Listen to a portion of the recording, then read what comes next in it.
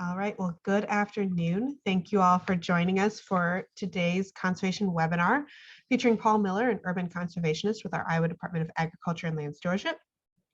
He's going to be walking us through some Iowa Stormwater Management manual tools and updates. So we're thrilled to have him here as part of our series. Just as a bit of housekeeping, we do ask that you keep your cameras off and muted until the end. If you have questions, I encourage you to submit those to me in the chat, and we will get to those following his presentation. So with that, Paul, the digital floor is all yours. All right, thank you. It's a pleasure to be with you. Are you okay with you can hear me okay and see the screen okay? Everything looks and sounds great. All right, perfect. All right, it's great to be with you. It's a pleasure to have an opportunity to visit about the Stormwater Management Manual a little bit today.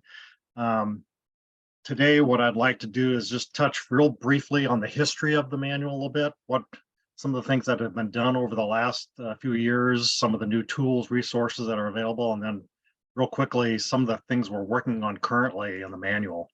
So the back in like early 2000s, about 2003, there was a work group that was formed. There was a need that's recognized across the state for a comprehensive statewide stormwater management guidelines to be developed. There were starting to be more cities being required through EPA, through the MS4 permits that were required, but also other jurisdictions just through increased storm events and things like that, needing more comprehensive guidelines and helping with stormwater management. So a group was put together, and originally this was designed, and it was funded by the Iowa DNR to develop these standards. And it was originally going to be part of the Iowa SUDOS, which is the statewide urban design and specifications manual. As they got working through it, there was a committee that revised and reviewed the guidelines, and it took about a 5-year period. The manual came out in 2009. And this post-construction stormwater management section grew so large, it was as large as the original SUDOS manual. At that point, it was determined to make it its own standalone stormwater only manual. So it became the Iowa Stormwater Management Manual and is being managed by the Iowa DNR. One thing to note though is this manual was put together as guidelines and resources. It was not put together as a required standard. So it's written as recommendations, guidelines, resources for jurisdictions to use. So this is a DNR manual. Why am I from IDALS talking about it? So we have at IDALS an urban conservation program. It started in 2008, right about when that manual was coming out. We have 5 urban conservationists across the state. And this manual it's critical to our operation of how we provide information to our clients. It's a manual that we use every day. It has the technical information and the resources help us as we provide technical assistance and information to communities, developers, consultants that we work with, homeowners, other agencies. So that's what we do, and we rely on this information to provide the latest technology and information to these developers and designers as they do stormwater management practices. So that's why it's a critical piece of our operation, and we're really fortunate that DNR partners with, very gladly partners with us and allows us to help in managing or updating the manual to keep it as current as possible. Again, just a reminder, the manual is guidance, and it's kind of broken down into 2 informations, foundations and then practices. The first 3 chapters are kind of more your foundational information about the manual and stormwater management, and then the rest of the manual is mostly designing of the practices. So the foundations, those first few chapters, again, stormwater basics, regulations, permittings, criteria. Stormwater plan we'll talk about just in a second, but also hydrology, how it works, and how we use that information in the design. The main focus, though, that we really look at through the manual, it utilizes what we call the unified sizing criteria, which is chapter 3.01. And that unified sizing criteria it's a more comprehensive way of managing multiple storm events that we encounter across the state. So previously, a lot of jurisdictions only managed this extreme flood protection, your 100-year storm event.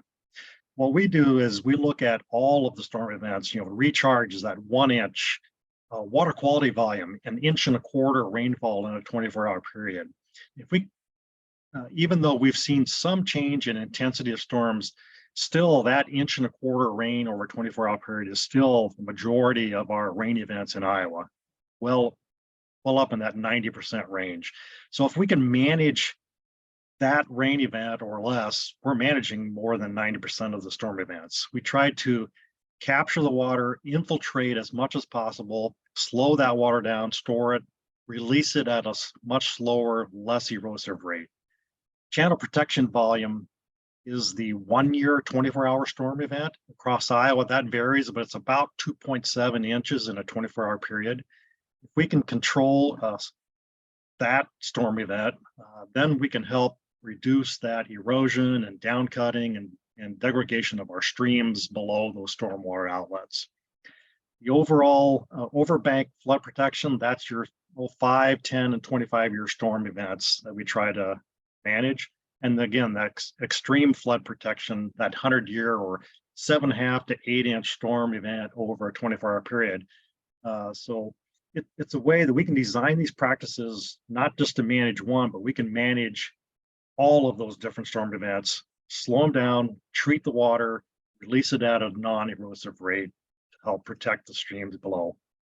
So majority of a lot of the manual is the conservation practices, and the chapters get into a lot of the design of those practices to meet that unified sizing criteria. So this technology is constantly changing and updating. There's new technology all the time and how to design these practices.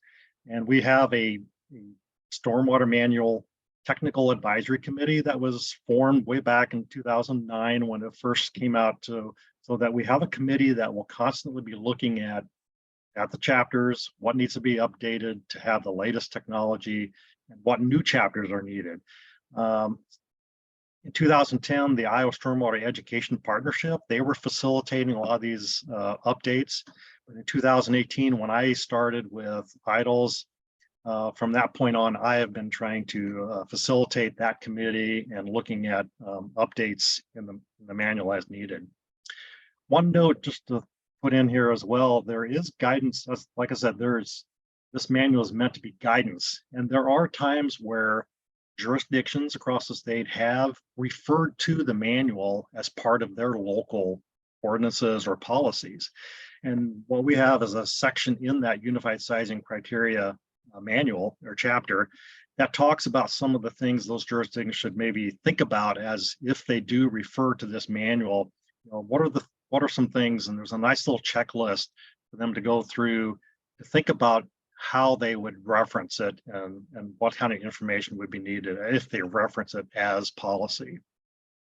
One of the things we try to do when we're updating chapters or new chapters is identifying those critical design elements. We mark those as essential items. These are really design elements that really need to be met to make that practice function properly and just efficiently.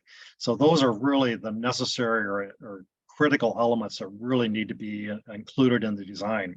We also mark elements as targets. These are also important design elements that really should be met as much as possible. There may be times where it's just not feasible to meet each one of those, and that'll still work. The practice will still work, but it's just one of those, a few of those elements that are a little bit flexible, but again, important and should be met as much as possible. We also list items as advisory practices or techniques or things that should be avoided in those designs in most circumstances.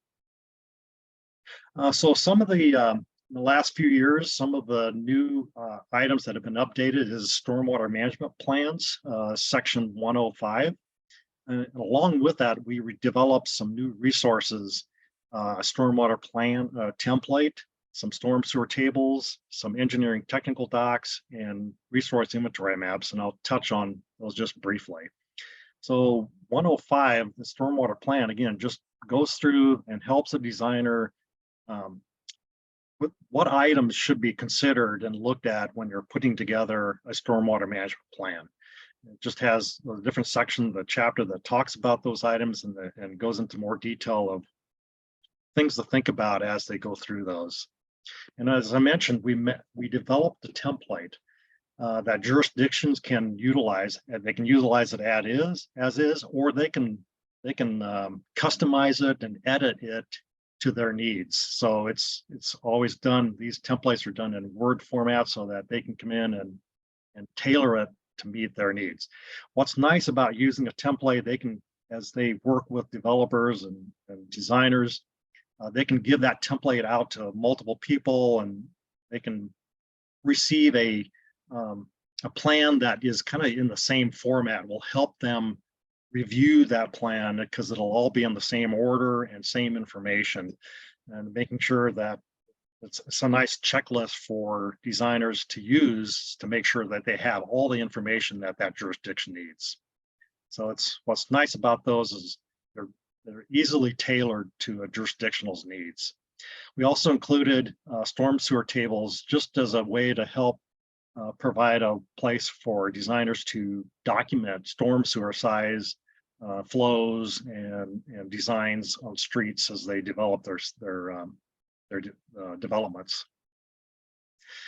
The engineering technical standards or document is meant to go along with, say, when a jurisdiction does refer to the manual in their ordinance. So basically, this is a document that can be developed and designed to provide the developer and designer more details of what is needed when they're putting together a stormwater plan or practice designs. So it's additional information that can easily be edited. We've developed it as a template. Each jurisdiction can tailor it to their needs.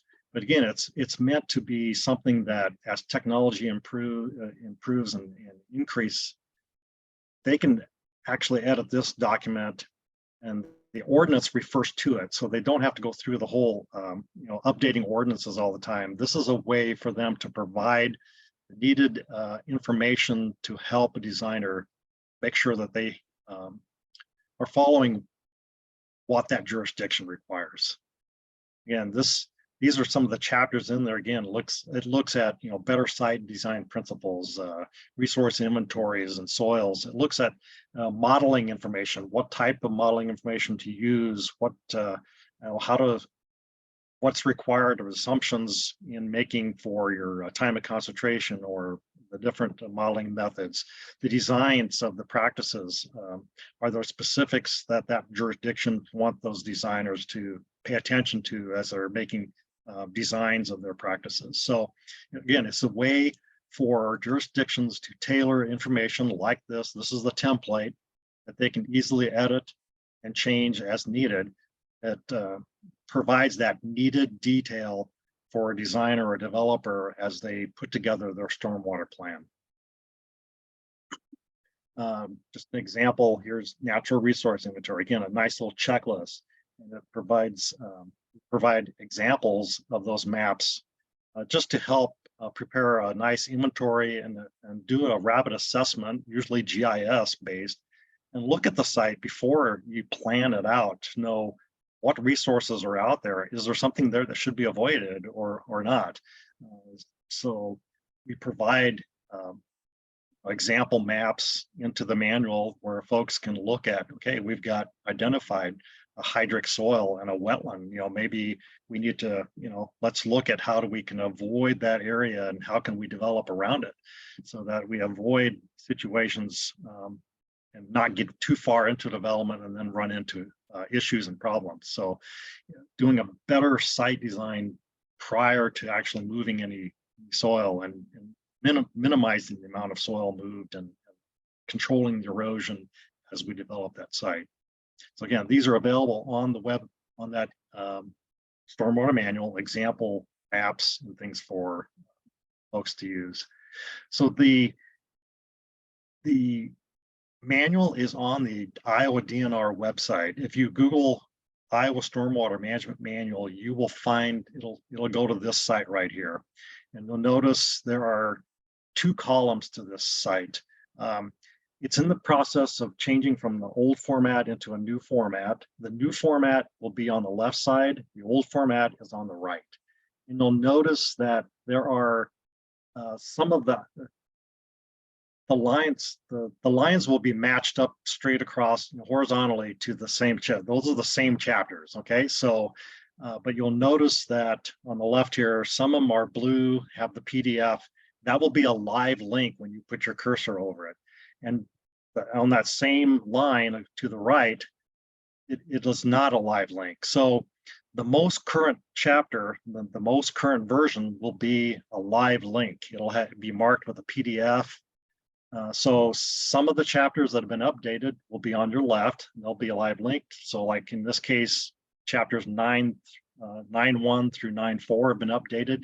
5, 6, and 7 have not. So the live link is over here on the right, chapter 3, 13, 10, and 14. So they will be renumbered, maybe renamed, but you'll always know which one is the most current by the live link in the PDF.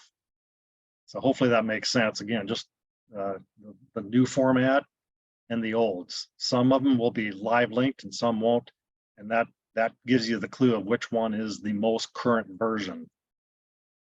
So some of the some updates we've made in the last 3 years.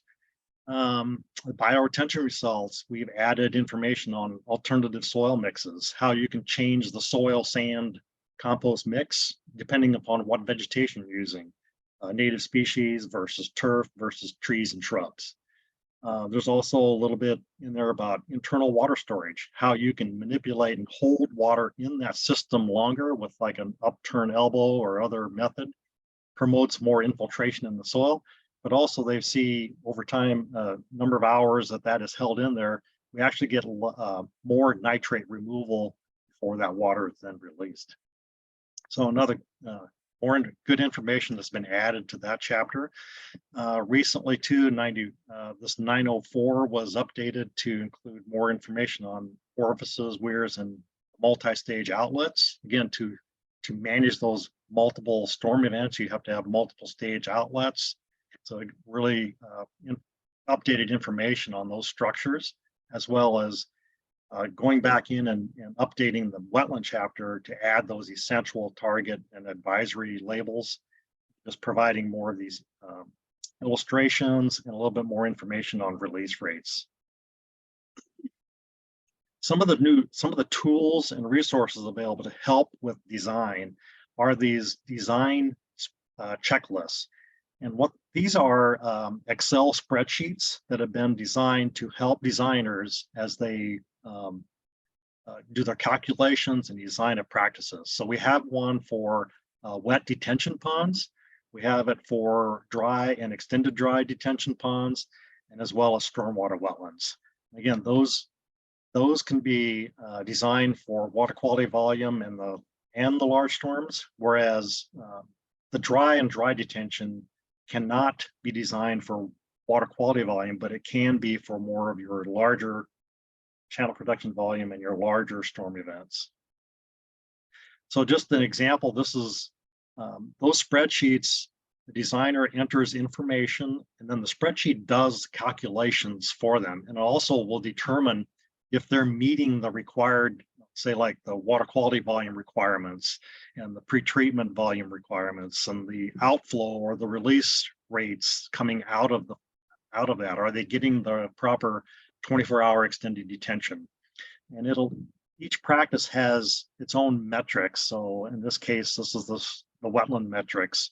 Are you meeting those different volume requirements of the different elevations of the wetland? If we see green okay boxes, we're meeting those metrics. If we have a red box, we're not quite meeting that. So that gives us a chance to go back and look at the design, how it can be tweaked to try to meet all of those metrics. the watershed data is entered for the pre-settlement, the existing, and the proposed conditions. So it breaks it down by soil hydrologic group and also by the land use of the watershed. And this program will calculate the runoff curve numbers and the adjusted curve numbers that is used for water quality events. It calculates the percent impervious areas, and it will calculate the water quality volume for it. And this information then is used when you're looking at hydrology. That information, curve numbers and information is used in the TR55 modeling that is used to run the model for all the different storm events, the rainfall events, and for those different natural, existing, and developed conditions. And it'll calculate the peak flow of the rainfall from those different events and for those different situations, and as well as the volume of water that is created from those events.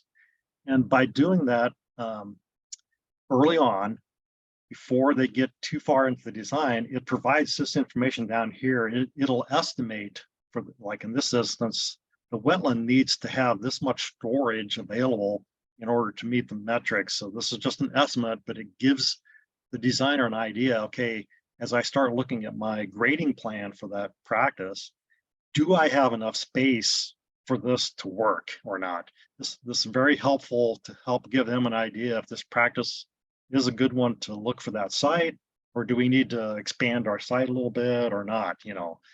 So this information is designed to help make decisions of that designer and help them through the process. There's always instruction sheets tied in with each of these spreadsheet tabs. There's nice little instructions that help walk the designer through it.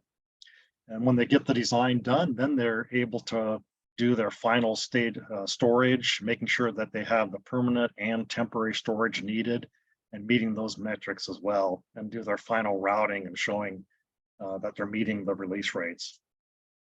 So we take that same concept and we developed for permeable paving systems, we developed 3 design spreadsheets for them as well. So we have one for a simple design where it's just one set of a permeable paver section that is designed for water quality treatment. We also have one for a simple design, but where you're also expanding the storage in the rock chamber to allow for detention for larger storm events.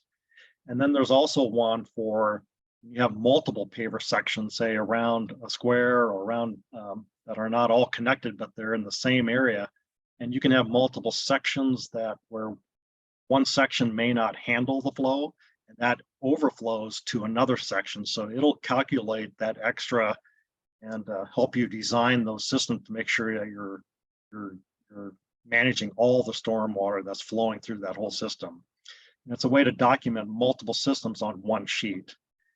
You'll always find these, the spreadsheets are at the bottom of the chapters where that system is. So like the permeable paver is chapter 8 in the manual. So below that, you'll find those Excel spreadsheets, and those are the design spreadsheets or checklists for each of the simple, the multiple, and the simple with storm events. Again, very simple. Designer fills in on the gray boxes the information on the watershed, and it'll calculate the size of the permeable paver area needed in order to allow that water through the paver system. It'll also calculate and determine if you have enough storage in the rock chamber underneath the pavers to handle the water quality volume or whatever storm event that you're planning it for.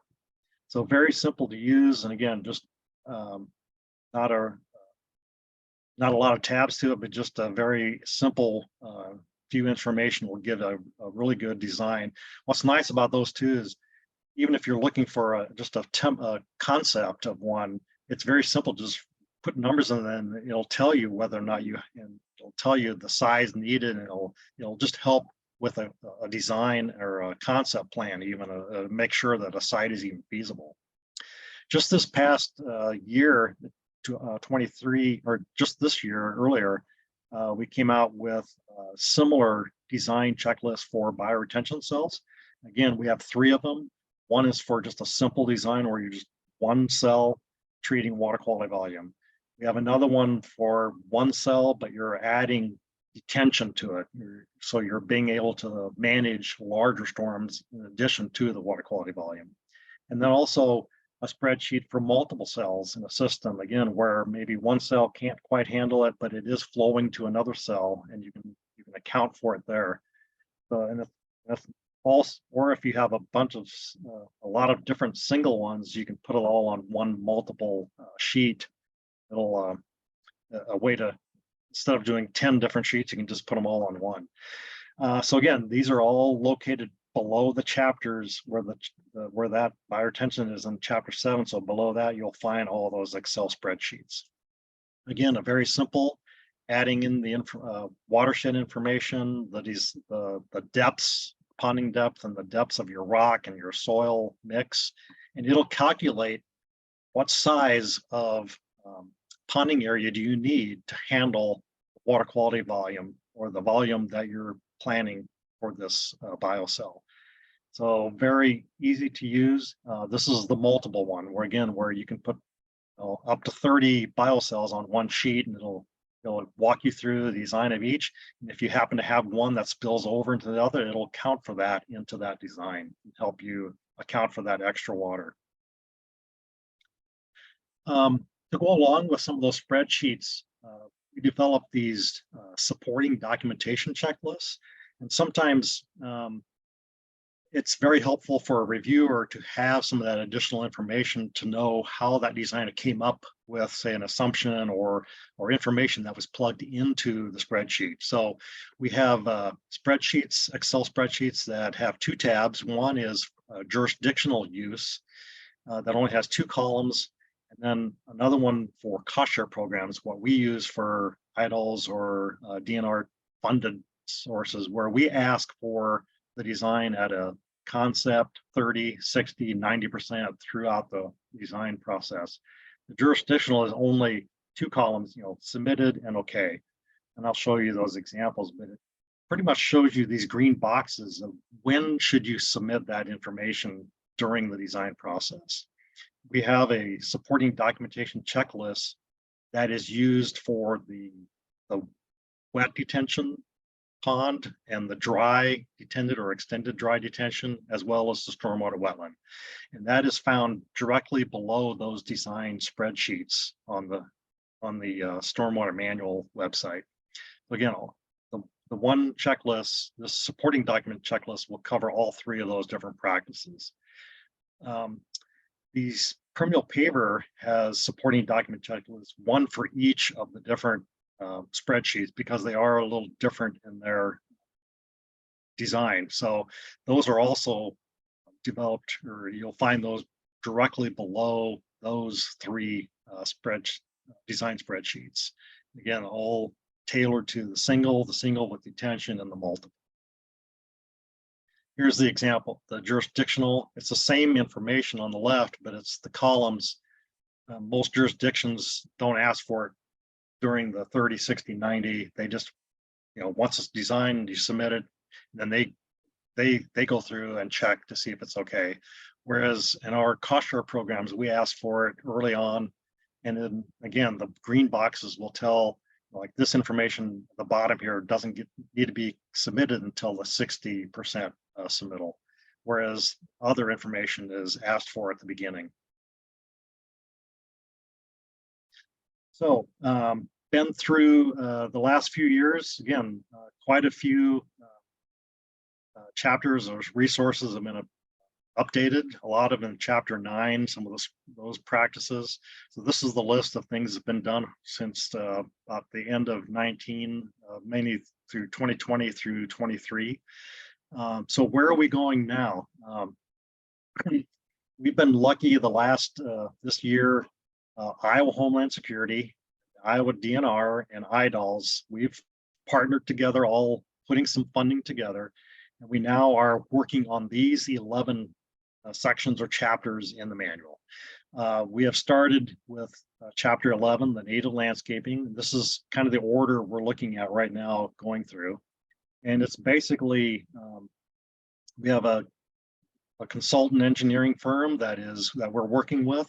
And this is the timeline that we're looking at over the next year through July into August of 2024, trying to crank out all these chapter updates. And we are currently right here at July, and we are on schedule right now. We're reviewing the first draft text of the native landscaping chapter.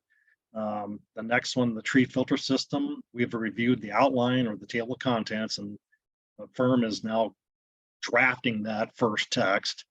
And then this month we will be reviewing the outline or the table of contents for this new pre-treatment practices introductory chapter. The chapters below that are all pre-treatment practices. That will be updates. These are all in the current manual, but they will be being updated the rest at the end of this calendar year into next calendar year.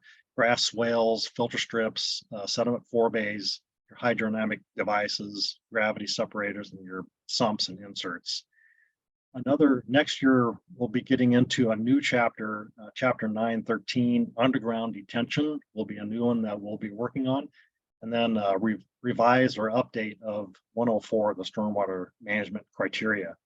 As we work on this, we have the technical committee sets up subcommittees where we bring in additional folks, people that have interest in this topic or expertise, private industry, engineers, city staff, you name it, folks that we can bring in on these subcommittees and work at reviewing and commenting on all the draft text as we work through it. Once the subcommittee is good with the text, it goes to the full technical committee for review and approval, but ultimately it goes to DNR. DNR has the final approval before it goes up on the web. So very exciting, a lot of work over the next year, but these are ones that are currently working on over the next year. IDALS has a cleanwateriowa.org website /urban. If you go to that, we have information. You can click on any of these icons for the different practices like this wetland, and it'll provide you with an informational brochure about the practice, graphics, links to the stormwater manual chapter, links to the design checklist like this, and there's also maintenance guidance that you can link to on each of those different practices on that website. Also on there under projects and urban, it'll list all the projects that we've been worked with through our water quality initiative funding, the jurisdictions or groups that have done multiple projects and practices throughout the state. It'll give you a chance to see what other applicants or jurisdictions have done in the past or are working on currently, some of the different practices in the cities around the state. The last thing that we just updated in the last year or so under contact information under that practice page, we developed an email that can come directly to urban conservation. So urban conservation at iowaagriculture.gov. If you're looking for any of these resources, you can't find what you need or you have questions, you can reach out to this email, and we, as our team, we will get that and we can get back to you and give information back to you that you need. We're also developing an email list, and we've used that just a couple of times. We don't use it a lot, but when we get these chapter updates done, then we'll use that email list to let people know, hey, this chapter has been updated, it's now on the web, or here's where you can find those different tools as we develop them. So if you got questions or need information on stormwater management that we can help you with, you can use that urban conservation at iowaagriculture.gov if you don't know us individually. So with that, those are some of the things that have been done over the last few years and some things that exciting things that we're working on currently. So there's my contact information. Again, that other email is available for folks to use. So with that, questions? Great. Thank you so much, Paul. If you want to go ahead and click to the next slide while folks are getting their questions submitted. If you watched today's webinar to get a continuing education unit or CEU, you can email Alena Whitaker at alenaw@iastate.edu by 5 o'clock today with your name, the name you entered to watch the webinar, and then your CCA number, and she will get that submitted for you on that front. And we also have a voluntary survey. If you can go ahead and click to the next slide for me. So we are asking folks to participate in a voluntary demographic survey. So you can either scan the QR code there with your camera on your phone, or simply visit this URL, which I'll also put in the chat here momentarily. You only need to fill out once. So if you've already done it for this calendar year, we really appreciate it. And if you have not, we ask that you take just a few minutes to collect that information as we do receive USDA funding for our programs. All right, and we've got one more slide where we're going to talk next week to a recent member of our team, postdoctoral research associate John Dahlem, is going to be sharing how the social sciences can help conserve butterflies and more. So tune in next week for that. We do have had a couple questions come in, and so as we think about the stormwater manual, it's primarily urban, but does it focus on a specific size of urban population? No, I mean, this can be used for all sizes of communities or jurisdictions across the state. Like I said, it's providing information about the different storm event, the unified sizing criteria, as well as like designing of the practices. We've designed these practices for all sizes of communities, a couple hundred to thousands. So this is designed to help all communities of all sizes. So obviously you're rolling this out in phases as you update various chapters. So do you have plans for more updates in the future, and how do you determine which chapters to update when? Yes, a lot of it is just the limiting factors, just the funding to help us, be able to cover costs to be able to get it updated. To be honest, but that technical committee looks through it, and our team, as we work through practice and stuff, sometimes we run across things during designs, and we thought, oh boy, we need to update this chapter because we're not getting what we need, or as we attend conferences and learn about new technology, we look back as we review plans, we notice things that, hey, we need to update this chapter, or we get questions from developers or designers about practices. We don't have a chapter in the manual, so that's why we're looking at that tree filter system, and we're looking at the underground, because we keep getting information or questions about those things. So we'll take that to the technical committee and we'll say, hey, we need to update this, or we need to add this chapter. And so as the technical committee puts that together, but yeah, we're constantly looking at all of those chapters, and we'll be trying to prioritize which ones we need. And as we get funding, and it'll be a while now because we have these 11 to work on. So once we get those done, then we'll look for more funding. We'll look for other chapters, the next ones that need to be done. So if urban residents are interested in some of these practices, and like, who do they turn to first? Is it something they go to their city? Do they email you? Or what's the best plan of action to see if maybe one of these practices could work either in their backyard or in their neighborhood? Mm-hmm. Like I said, we have 5 urban conservationists across the state, so we are available to assist, homeowner or jurisdiction, whoever, anybody that has questions about it. So they can always come to us, through that urban conservation at iowaagriculture.gov. They can, that's a contact, and sometimes we get referred from folks will contact their local soil and water conservation district, around the state. Each county has one of those, and sometimes we get referred from those folks will come to us. Some of the larger cities have cost share programs as well to help put in some of the like rain gardens, soil quality restoration, some of these practices. So some cities have contacts as well.